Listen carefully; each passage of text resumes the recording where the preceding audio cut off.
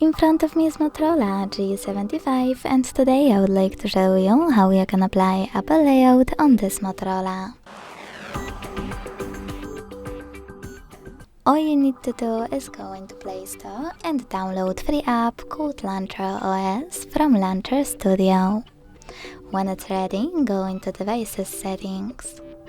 Then scroll down to Hit Apps. Click on Default Apps. Tap on Home app and apply your launcher by clicking on it. As you can see, Apple layout was applied successfully on my device. If you want to change something in your layout, just go into Launcher app.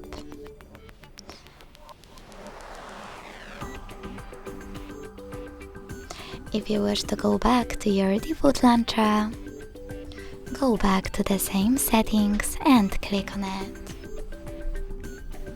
Thanks so much for watching. If you enjoyed this video, leave a like, comment and subscribe. Bye!